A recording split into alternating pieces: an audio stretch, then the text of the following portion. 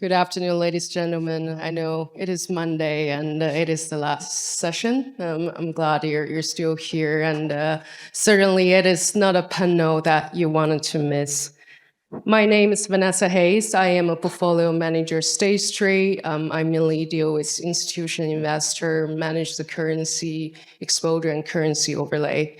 Innovation of debts is certainly not my area of expertise. However, I am seeing increasingly interest from my client in that, mainly from three reasons. The first is diversification. Second is a yield premium. Lastly, it's the lower volatility. So without further ado, our panelists, can you please introduce yourself and what your firm does, please? I'll start. Giles Curran. I founded Rocking Horse Group exactly 10 years ago. We lend against the R&D tax refund. Quite simply, we bring forward to provide cash in advance of the R&D being paid by the government. Quite simply, basically year revolving facilities to help companies continue to spend while they wait for the government to pay them. My name's Christopher Lavelle. I'm Managing Director of Ara Capital Investments. That's my personal investment vehicle. I've lost far too much money on startups in the past, so in my education there, and now advise companies who are looking at growth companies and SMEs across the capital stack, right from deep through web. Hi everyone, my name's Stephanie Hamlin. I'm an investment manager at Partners for Growth. At PFG, we are a global private credit fund and we provide custom debt financing solutions to high growth technology and life science companies globally. We've been doing that for over 20 years now, and in that time we financed 84 companies here locally in Australia. We've deployed over $900 million of capital in our local ecosystem. The types of companies that we work with are growing companies. They're typically investing ahead of their revenues and they're looking for alternative sources of capital. That might be in addition to an equity raise or maybe standalone debt. And so we come in and provide asset-backed facilities along with working capital facilities and just general growth financing facilities as well. Tim Davis, Causeway Asset Management. We're an Australian-based private debt firm. We lend to companies in what we call the lower mid-market. So we're generally lending anywhere from $2 million up to $25 million. We're industry agnostic, but we are regionally focused as in Australia and New Zealand. And we tend to be investing in companies that are going through a growth phase. We're not startup debt, we're not venture debt, but we're pre-bank debt. We're getting companies through their growth phase onto the next stage of their business whereby they will be looking for bank finance. So that's where we play. Gary, thanks for the introduction. First and foremost, I want to say that private debt means so much more than just direct lending. I think our panelists will agree with me. We're seeing, I am seeing conference actually spend hours actually just focus on music loyalty, right? So if you're a Taylor Swift fan, where your daughter, your son is, you can be actually investing into music. So this is just one simple example. So obviously, there are a lot more different type of private debts. So maybe you'll start from you, Stephanie, if it's okay. Post-GFC, post-COVID, we're seeing different innovation. Based on experience, are you seeing any new trends? And in general, what kind of direction is going? Yeah, great question. I think private credit as an asset class has evolved significantly since pre-GFC days to today. And, that was driven by a number of factors. A lot of the traditional banks really withdrew lending in certain asset classes and sectors post-GFC. And that then created this wave of what the media outlets are calling the golden age of private credit, where, there was this gap in the market, lots of other private asset providers came in and realised that it was such an underserved market and there was such an opportunity here, not only in Australia but globally. And so what that's meant is that that has that meant that there was a lot of innovation in the space, and that has continuously evolved since the GFC to today, and it still continuously evolves. I think, Australia as a market compared to offshore markets is still relatively immature in comparison to the US and Europe. I read a stat in the AFR the other day that said, 10% of loans provided in Australia are actually from private credit providers, and the other 90% are from traditional banks, whereas that is actually flipped on its head in offshore markets such as the US and Europe. And so what that means is that because there's been lots of new entrants, lots of new competition, it's actually been a great thing because it's created a lot of awareness in the sector. And it's also meant that there's been a lot of new innovative products that have come through in the last decade or two that are available for founders and companies to access. And that's at all different stages of the company life cycle. That starts at in the venture debt space. You've got lots of facilities around, revenue-based financing, convertible note structures, which are a hybrid between equity and debt, which are, quite complementary to early-stage business models. And then you've got growth stage capital as well. And so there's lots of different structures within that growth stage bucket. Asset-backed lending is, becoming more and more popular in Australia and overseas. And within that, there's various structures within that bucket as well. And then, of course, you've got your more traditional lending as well, where a lot of private credit players are playing in real estate, for instance, in special situations type credit, where it's maybe a little bit more distressed, or more opportunistic style credit as well, where, there's companies that are providing acquisition financing, or more just opportunistic loans. So we're seeing a lot of growth in all stages in private credit, not just one product. Yeah, I'm surprised to find out that only 10% actually is private debt. So still a lot of opportunity there to explore for sure. Let's pivot into different industry as well. We know there's not only tech, Giles, so we were chatting earlier, you're saying more agriculture, right? There's really different industry, and your firm focus on R&D. Can you please? Look, I think there, as was just said, I think there's a lot of different areas that you can lend in, different assets that you can borrow against. So, for example, we do it against our asset is the R&D tax refund. So we need to be able to value that, and that's our asset. Now, why don't major banks do it? Well, fuzzily, they did do it through us. But it's not big enough. It wasn't at the time when we started 10 years ago. Now, estimations, 600-700 million is lent against the R&D tax refund. That's a significant amount, but still not big enough for banks and things to come in. So it really is left to the private credit, and it's in a very attractive market for investors. Personally, why the R&D for us is because it's great because it goes across all sectors. I mean, R&D is a very good program in Australia. It's in Australia, the UK, and Canada. Germany's just brought it in. The R&D program as a government program for the early stage sector is very positive, in my opinion. And it's bipartisan. It's been around for 25 years. No one's really mucked around with it too much. In the UK, they cut the rate that the R&D is paid by half. Rishi Sunak said, there's too much fraud in it, so we'll just cut it by half, rather than fix up the compliance. So Australia's been really at the good in the last sort of 5 years in, rather than cut the rate, fix up compliance, stop the fraud, which can get quite frustrating because you're dealing with the ATO, but they're at least trying to make a more robust platform for early stage companies to use. Through that, we've seen it's been quite interesting over 10 years. We've been able to see growth in certain industries. So when I started 10 years ago, there's a lot of cloud computing. Then there was a lot of drones for a few years.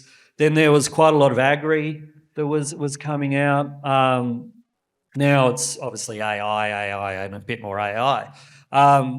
And SaaS, sorry, I should say. They come in a very distant second. But no, look, and it's the great thing for us is we can value that asset. And that's the problem with borrowing and lending, and is trying to value the asset you're lending against, because you have to have some sort of security. And so the banks have been, are very closed in what they will do. And so private credit is going to take a bigger role. The thing that for Australia, in my personal opinion, is we need to understand risk better. And we need to understand there is going to be risk in these things, but it doesn't mean you can't invest in them. You can invest in them, but you've got to price that risk.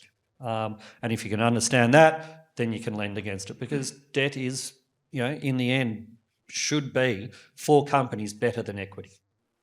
Yeah, and one good thing about R&D is to have short duration. I think we talk about average of 7 months, right, to a year. So if as an investor, if you look for a short duration investment, that's maybe something, again, not my area of expertise. I'm not giving financial advice, but it's a good channel to distribute, to diversify your portfolio.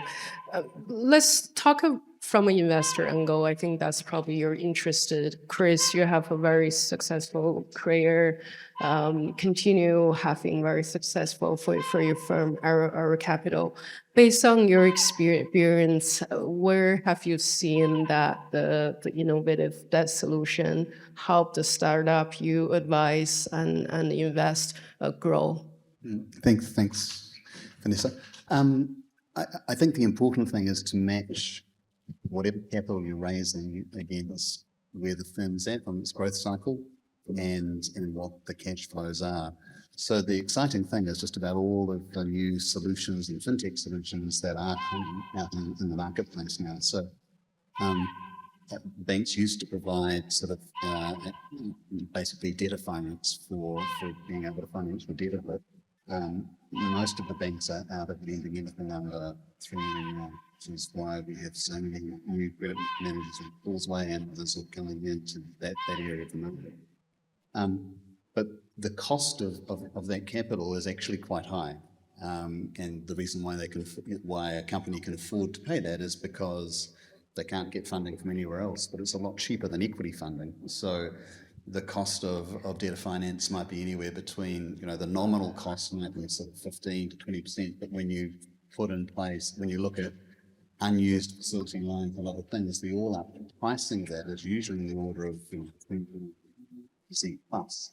So you need to make sure that the company can afford it, but it's a way of being able to have matched funding when you have large orders coming through or growth. And there are new products now coming out where you can just factor individual receivables. So there is a lot of new product in the market. So you can see debtor finance, R&D finance, export development finance, lots of these vehicles that are being fulfilled, tractor, living finance, as well as venture debt. So I think this expansion actually opens up opportunities that can be used either for in the acquisition process for buying companies or just for straight growth. But it's a matter of looking at what's appropriate for where a company is at in its growth cycle. Probably the thing I'd add on that in terms of being able to state is if you look, for example, at the earlier stages, the most of them are raising now in the current market. They used things like safety, and safety is effectively a debt instrument where you're not pricing the equity at this stage, you're agreeing to price the equity, value the equity in the company at a stage in the future. So that's a way of bringing a debt instrument into the very earliest form of a startup company. Thanks, Chris. Let's continue the path of a startup angle. And Tim, I'm going to turn to you. Simple question, private debts versus bank. Why? Because you specialize in corporate loan, right? Why investors should be looking, not investors, startup should be looking at corporate loans rather than a public bank traditional financing. Yeah, thanks, Vanessa. So I think my fellow panelists have touched on the fact that there is a lot of innovative solutions in the private debt space, and you're going to see that more and more, the 10% versus 9%. And as my colleague said, in the US, it's the other way around. So you're going to see Australia get more and more into private debt. But that doesn't mean that the banks don't play a role. The banks still have a role to play in this market. And the thing that a bank can't do is look at a $3 million transaction and that fits outside of its box and say, oh, okay, no, I'll put all my credit team on this and actually do the work to understand the risk, the reward, how I get paid out. They have to have a box that they work through because they've got thousands of transactions that they go through a day. In the private credit space, we don't. We're very selective. So we can actually go in there, sit down with a $3 million lend and talk to the directors, have our senior investment team talk to them as well. So we're filling a gap in the market that the banks used to play in, but they can't anymore because they've got to fit within a certain box. Now, what we look to do is get a company from not fitting within that box to fitting within that box. That's usually our exit strategy. So we're coming in, we're looking at a company and we're saying, okay, in 3 to 5 years' time, doesn't necessarily have to be that, but generally, are you going to be able to refinance us to a larger NBFI or a major bank? And that's the risk that we're taking. So we're looking for those companies that are on that growth trajectory. Now, a great example is one that repaid us recently. It was an alternate milk processor. So they do like almond milk, soy milk, the like. And they came to us in 2021 and they were doing about $5 million in revenue. We wrote a loan for them. And in September of this year, so about a month ago, they refied us into CBA, having doubled their revenue and halving their interest rate. So that's a success story. That's where we as Causeway play. And that's what you're going to see more of as the private debt space grows. You're going to see more of these opportunities and these innovative solutions be able to actually get a hold of these opportunities. Can I just add something as well? I think where it's going as well with AI and a lot of the data-driven stuff, if you look at insurance companies for years, they've got so much data and they've been analysing that data for so long. Private credit's going to get to the same.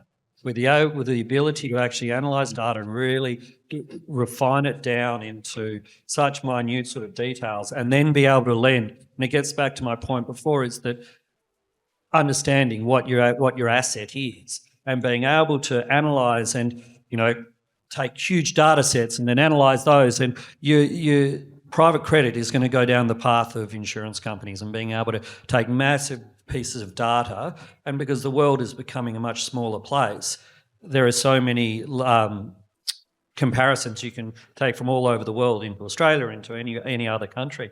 And I think that's going to drive private credit and the growth in private credit hugely. One more thing I would like to add as well is, another key differentiator is actually time to implement. So a lot of private credit funds, they are smaller, nimble teams, and they have less protocols, less checklists to tick and tie, and less people to talk to. And so that means that you can have a similar solution that's slightly more flexible for your capital requirements that is implemented quicker as well, generally speaking. So I think that's another key differentiator too. Yeah, that's a great point, because actually my next question is for you. Again, simple question.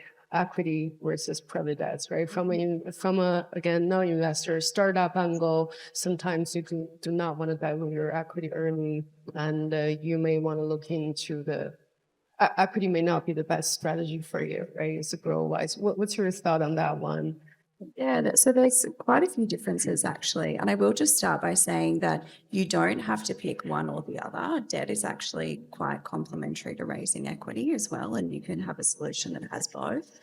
And so, taking a step back, looking at debt versus equity, really key difference is time to implement and execute. So debt generally is a lot quicker from a due diligence perspective to complete, a lot quicker from a documentations perspective to complete as well.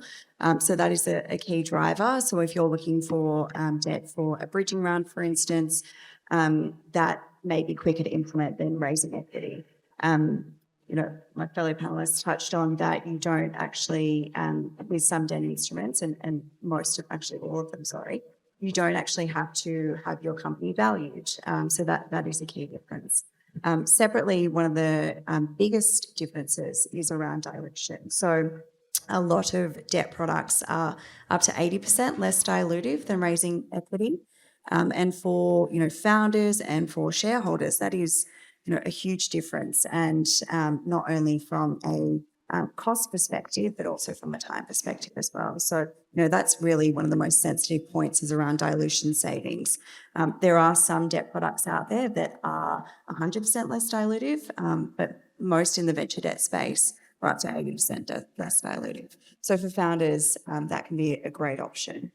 And then other key differences are around operational requirements. So some debt facilities don't require any board seats.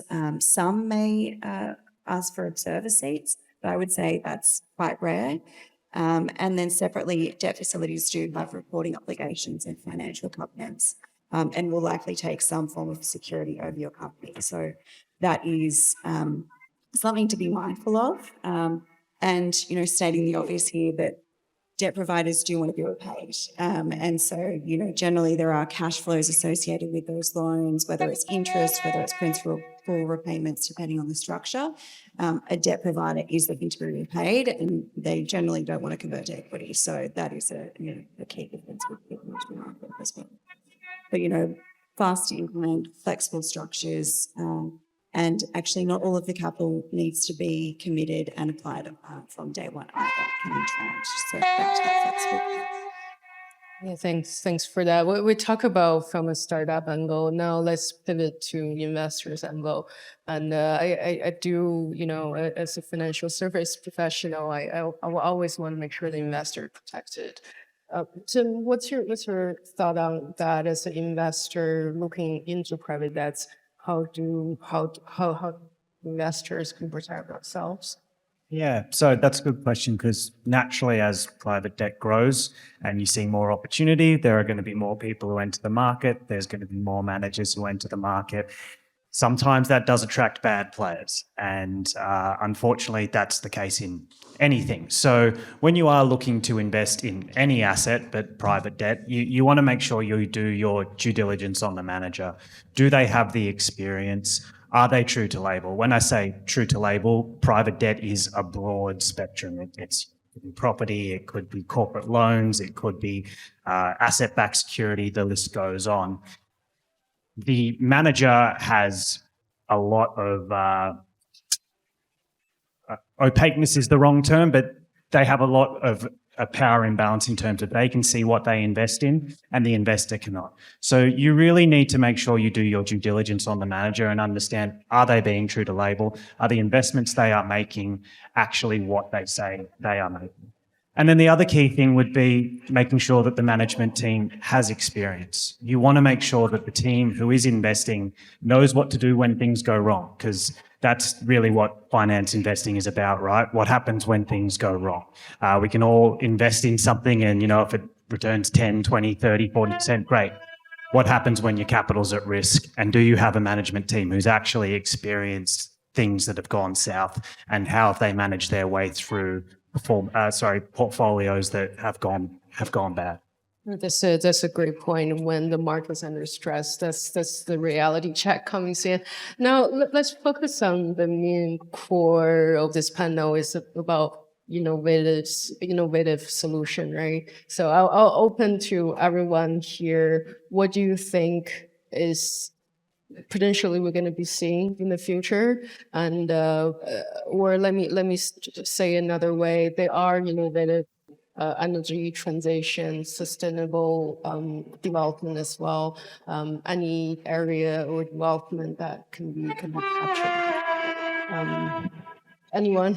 Yeah, if I can jump in, just one of the good things I think, and I'll quote a Wholesale Investor plan, NRN, which is National Renewable Network, just the ability to bring in a debt instrument that sits around, in this case, kind of solar panels and batteries as a financeable standalone element, just meant they didn't need, as they were growing, they didn't need to raise equity. Their debt was very much part of the solution. So it led to much faster growth, much acceleration of the transition stage for moving for energy transition. And Sunshine Hydro, there's several examples of kind of where you get to a stage where debt makes sense and becomes non-dilutive after you've exploited all of the grants. So it's a process of going through, and probably the other thing is just how technology, and Lawrence was talking about AI and insurance, but if we can, if the provider can tap into Zero or Mile and see what your future revenue is going to be, they can lend 6 months in advance, and revenue financing comes into. So all of these instruments, all of these solutions are now starting to become realistic. Yeah, and I think just on that, I think there's also, it's going to be more defined in the asset. You're going to be able to do more due diligence on the asset to be able to actually lend against a certain asset. So you're going to be able to have better understanding. Banks won't do it. Banks, as we were talking before, it's very much a box. Do you fit in? If you don't, you're out. Private lenders with this ability to analyse data sets is going to significantly change the way debt is provided. And then it will come down to price. If you can value an asset, you can value your debt. Well, if it has to be riskier because that asset is riskier, well, margin have to be bigger, but you can still do it. And so I think that is going to be the biggest, in my mind, the biggest change, of being able to lend against things that at this point cannot. And it's going to be all data driven. Anyone step in? I'll just agree. I think everything tech related is going to be really fascinating over the next 5, 10, 20 years. You're going to see things come out that we wouldn't have thought of now. I mean, I saw the presentation just before us was AI. Even 5 years ago, I wouldn't have thought AI or ChatGPT was even possible. So watch this space. We're just 3 minutes and a half from our network session. Before we end this session, if I may ask our panelists one last question, that I don't think we have a cocktail out there, but if you were able to innovate a cocktail as an innovative solution, that solution, would it be? I'll give you a minute to think about it. I'll tell you my answer first. It's tequila soda. A, because it's simple. B, is because it's easily accessible. C, and then most important, possibly just for me, it doesn't get me hungover. So, which means when you have fun, when you look into something, you're gonna think about the longer impact, right? The next day, the longer impact as an investor. That's what you want to focus on. I'll give you one. Okay, Long Island, an old school one, Long Island iced tea. There's a lot of different elements that will go in to get the outcome, the eventual result, which is exactly what I was talking about. More input, more data to get the eventual result. There you go. Opposite from simple, is it? Yeah, that it will. Mine would probably be the recovery from the hangover. So the Bloody Mary, kind of nice and spicy and blood red, and just the same to reach the eyes. The morning after. I would say an espresso martini to supercharge your energy, which in writing products is facilitating growth and helping companies along the journey. I'll go the Manhattan. It's a classic cocktail, but you can actually make some adjustments to it and make it fresh and new and do some exciting things with it. So debt's been around forever, but let's see what else we can add to it. Thank you. With that, we'll end our panel here. Thank you very much. Thank you.